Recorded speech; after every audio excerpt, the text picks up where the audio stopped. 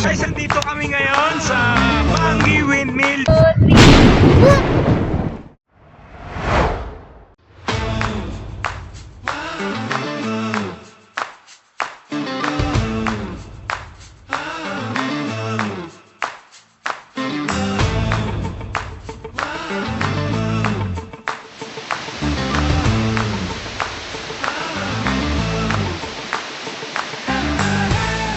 Nandito na tayo ngayon sa may Bigan. Inabot na kami ng malakas na ulan dito. Saan yung masarap na masarap na empanada? Sa may Bigan. Cafe Uno, saan na yung Cafe So Uno? guys, ngayon lang kayo nakakita ng post na ganito maulan, no? Naglakad sa Bigan.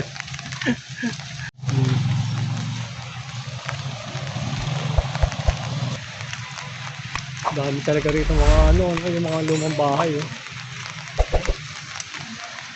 Nire-renovate, inaayos yung pagkaluma ng bahay. Nire-restore. Yan. Kailangan dito yung mga bahay talaga mga sinauna yung itsura, eh.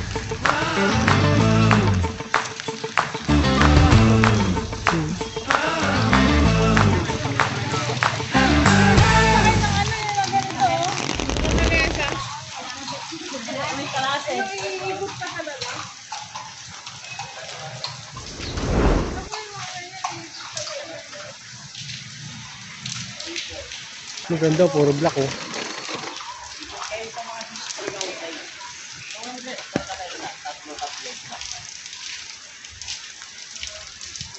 Ayun, Ay, dito na yung mga picture? kanin t-shirt. Ito ba yun?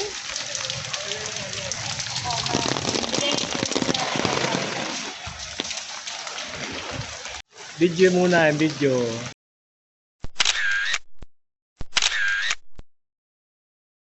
Parang makakita natin ang magagandang spot. Yeah guys, try namin itong rito. Casa Hardin, empanada and okol. Try namin yung pagkain nila rito. Authentic empanada.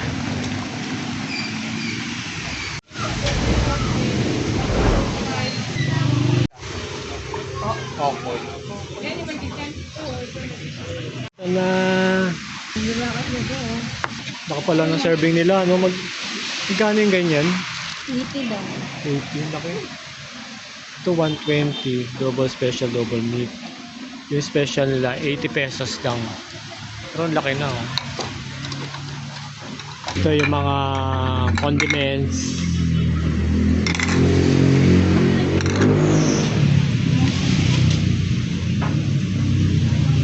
Ma, sarap. Masarap ba? Sarap, the best. Ay, ayan mo. Ikaroon mo ko na. Saan? Ito?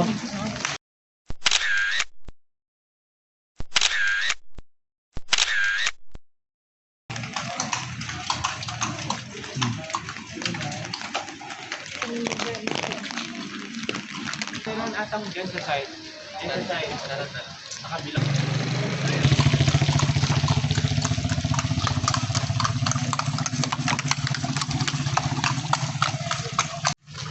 Hey guys. Maulan guys. Ito naglalagad kami sa Bigang, maulan. Lalagad. Naglalakad. Naglalakad kami sa Bigan. Naulan ngayon. Hindi magandang panahon. Nakaka-miss lang talaga tong lugar ng Bigan, no? Yung historical site na ano, tinambunan eh. Mga lumang ano, mga lumang gusali yung makikita mo rito. Mga sinauna. Yung feeling mo nabuhay ka nung panahon ng Kastila. Yung ano nila, yung tema rito sa Bigan. Talagang ano, itong buong area na ito, laki oh. Puro ganun yung makikita mo.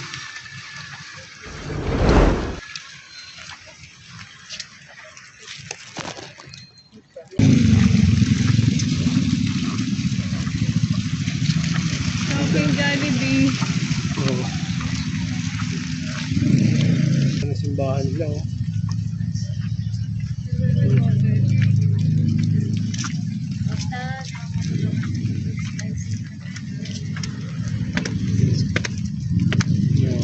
Revolto na si Rizal oh. Ganda. Ito yung may pa-fountain. Pakala pa ng fountain na crackers ano. Tubig pala na fountain. Wow, ganda. May design yung tiles flag oh. Ah ano. Luzon, Visayas, Mindanao. Yung design ng tiles lang sa flooring. Mapa ba to? Oo. Luzon, Visayas, Mindanao. Ano.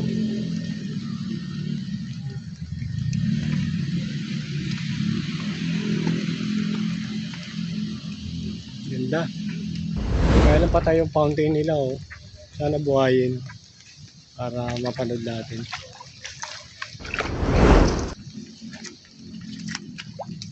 Ganda oh. O yun. Lumilipad na ano eh. Saranggola. Saranggola ba yan? No? Lumilipad siya umulan no? May saranggola lumilipad. Oh, ganda. Ganda rito sa Bigan. Para kang nabuhay nung sinaunang panahon. Ganda. Pero yung shopping nila sa Jollibee. Yung anong patsimbahin mo?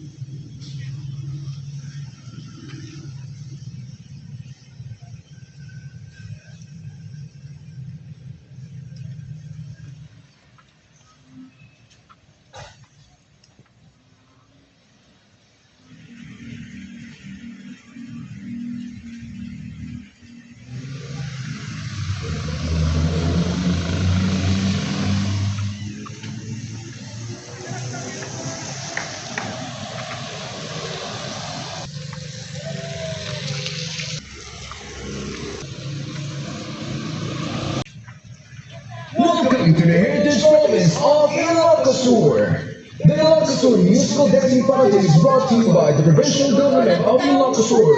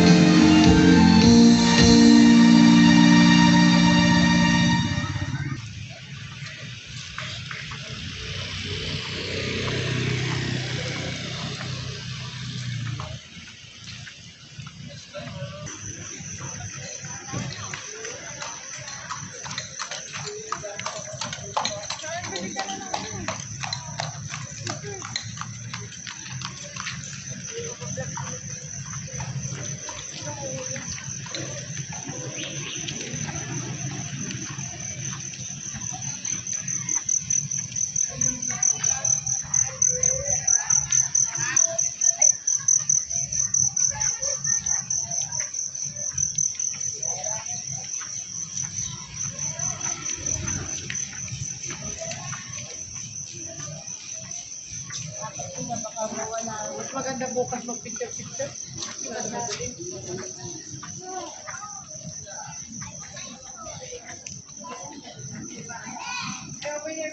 Kami bilis.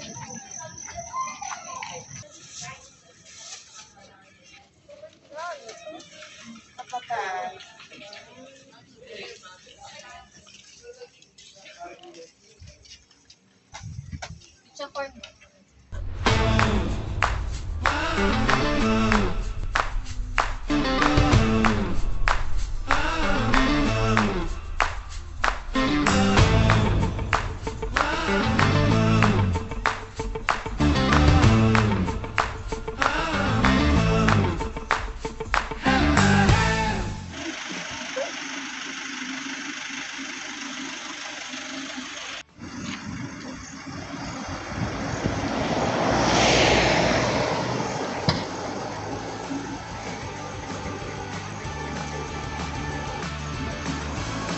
Guys, dito na tayo ngayon sa Ilocos Norte.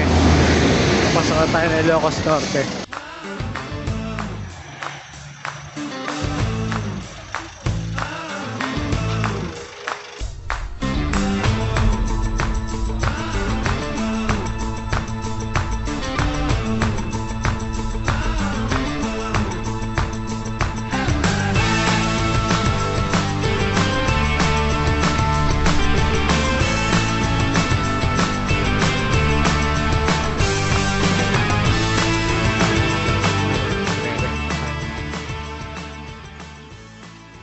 Transient house.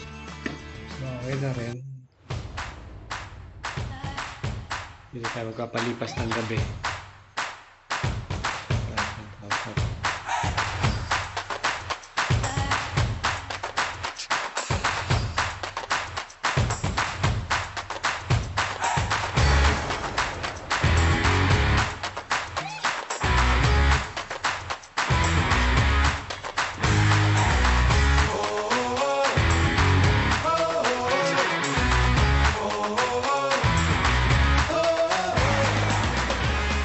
Ayun guys, second day namin.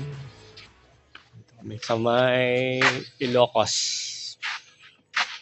So, pakita pala yung yung tinuluyan naming transient house. Yan. Dito kami nagstay sa Joven Transient House. Na maganda mo. May sariling parking, malaki yung area. Ha? Parang wala yung kusina nila. Kung saan, pwede ka rin magluto. Ito, yung transient house na nirentahan namin. Okay naman. So, may CR. Yung CR nila. Yan ang CR nila. Actually, may aircon din. So, may sila rito, may mga gamit sa mga kusina. So, may painitan, may lutuan. So guys, ito nga pala magiging breakfast namin ngayong umaga. Niluto ni Mama. Ayan, kaya na tayo guys.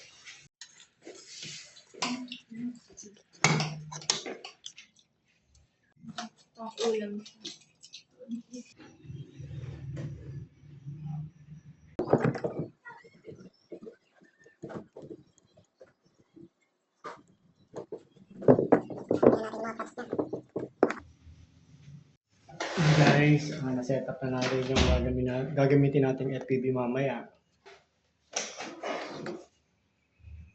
Mamaya ulit guys.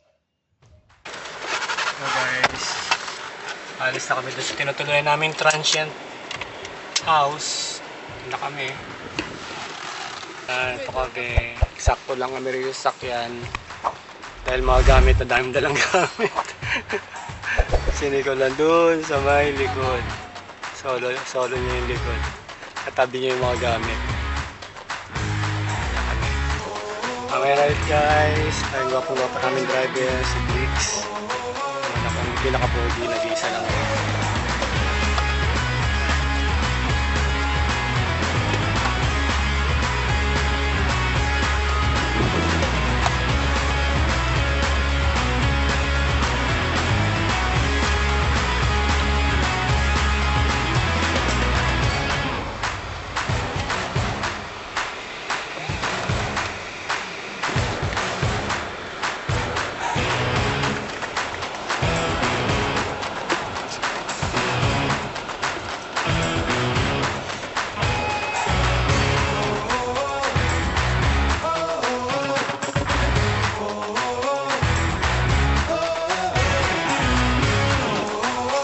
Sa kanan.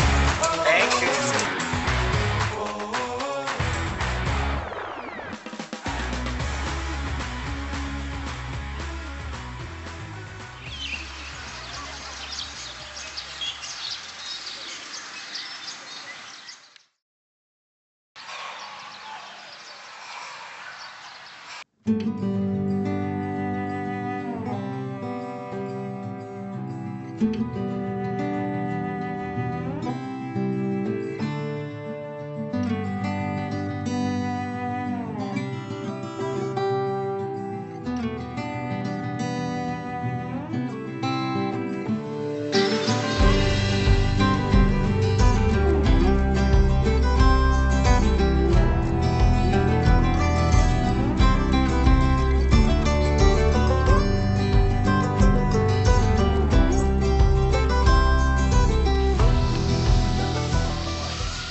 Hi guys, nandito kami sa San Agustin Church dito sa Paway.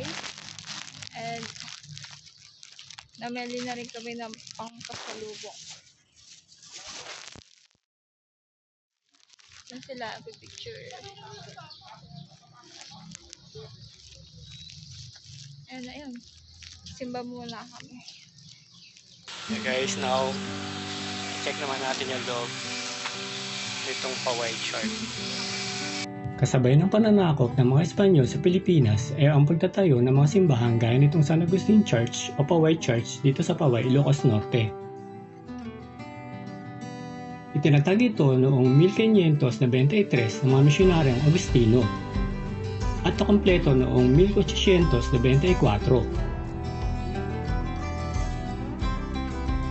Itinuturing itong isang halimbawa ng arkitekturang baroko na karaniwang katangian ay ang pagkakaroon ng malaking bukas na espasyo kung saan lahat ay makakita ng dambana, kulupot ng mga haligi, kumpol ng mga inukit na anghel at pang hugis at disenyo, mga pinta ng mga detalyeng pang-arkitektura sa mga dingding at kisame.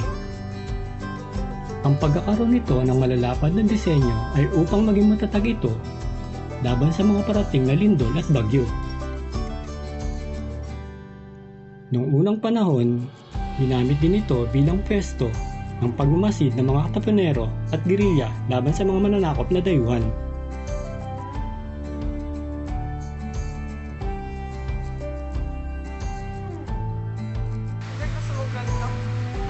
Sige lang, pag galing sa'yo, malugod ko tinatanggap yan.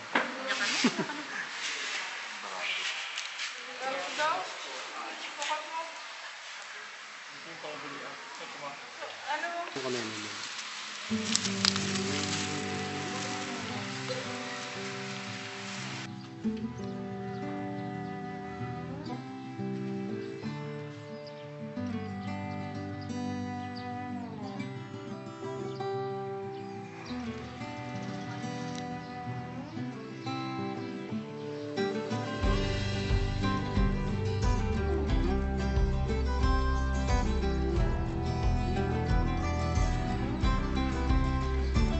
Ayan guys, inaikutan natin yung palibot ng Paway kung saan nakita natin yung mga iba-ibang mga establishment na nandito. So may mga souvenirs siya tayong mga nakita. So mga kainan Huwag hindi natin maging problema yung kung tayo nagugutom. Ito ang dami rito na nakakainom sa Paway Church sa paligid. Na-amaze talaga ako dun sa sa structure ng Paway Church. Yung makaluma talaga. Yung maraming ganyan dito sa Pilipinas, yung mga simbahang simbahang makaluma nung panahon pa ng mga Kastila.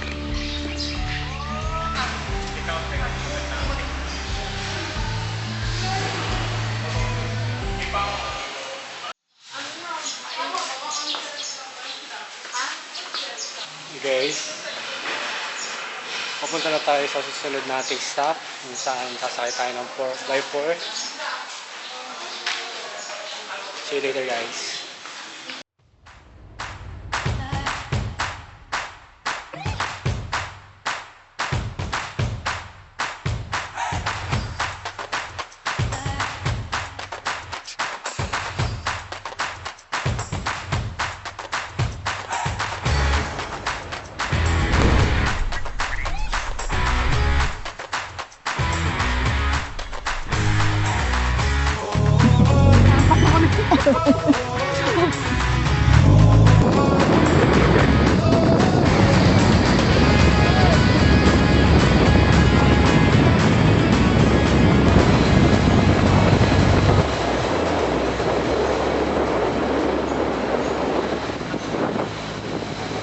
I-live natin.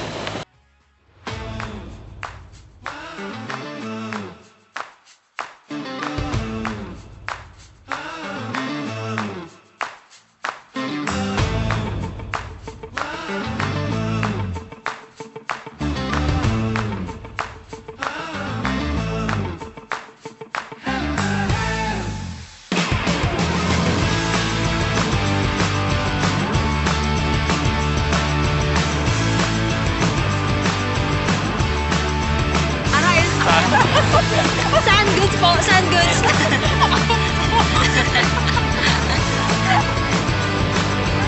Patis na kayo natin. Ay, mo. Nis, meron kami kasamang senior. Oh! Ka. Oh!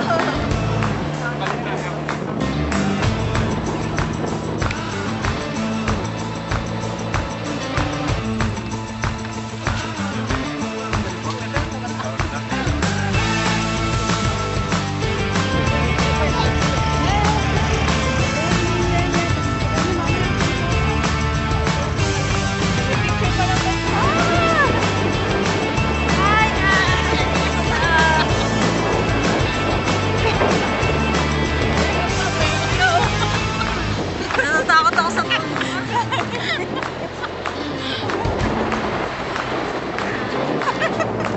hindi ko makita. Ito, sa baba. Ay, sa baba. Sandali nga. Upo lang kami. Sabi lang sa namin. Oh my God!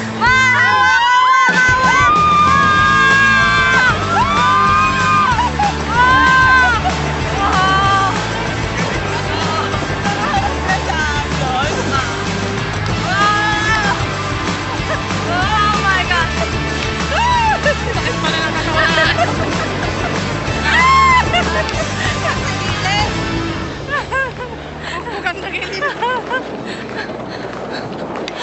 Oh my God!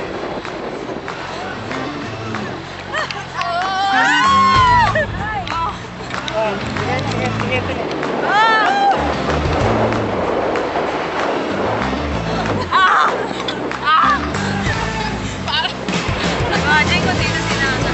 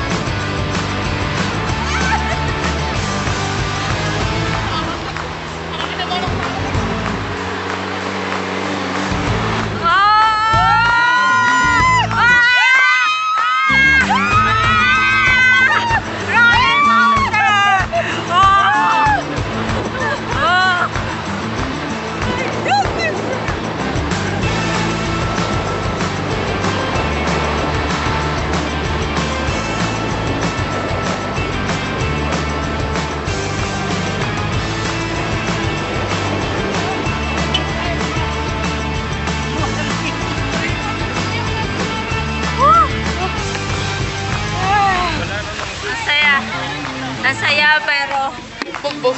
Oo, mas bugbog ka. Masakit sa gilid. Kaya pala may foam dito. Pero masakit pa rin siya. Sure.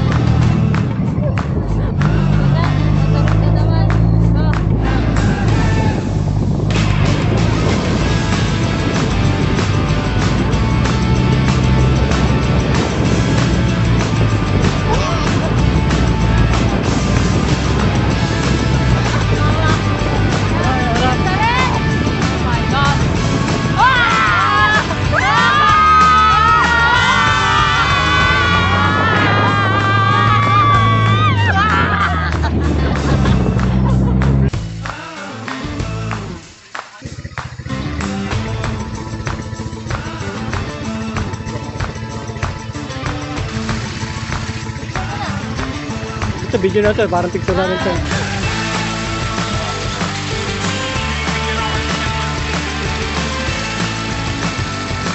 Hala, Ate Riz!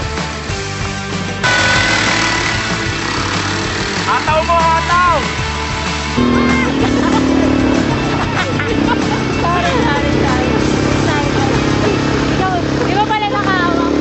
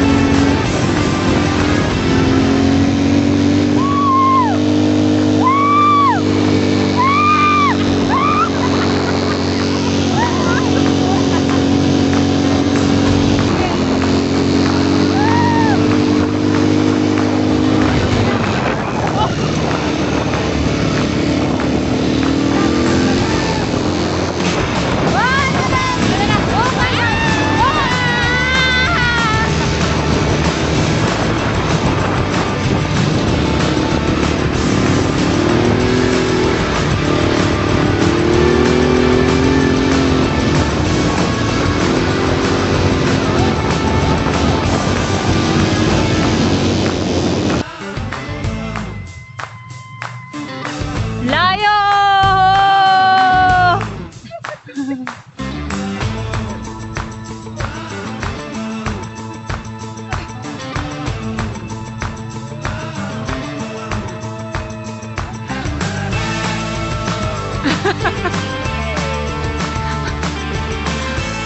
Dapat ikaw na huli para isa-set mo yung gitna.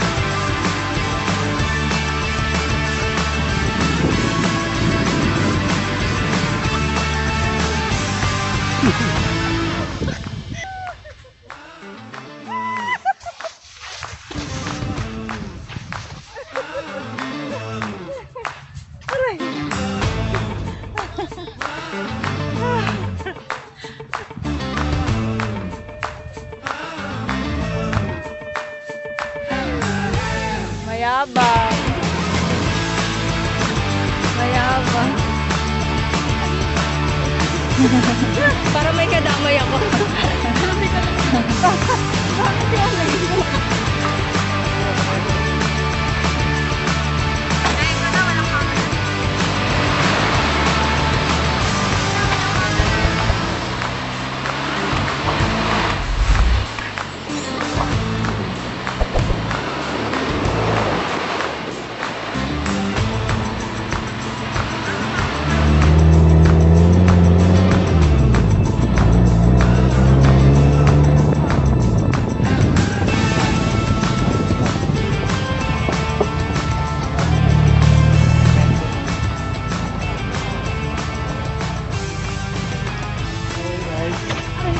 Tapos na tayo sa ating 4x4 adventure. Ano? Sand dunes? Sand dunes. Okay. So, pabalik na tayo dun sa ano natin.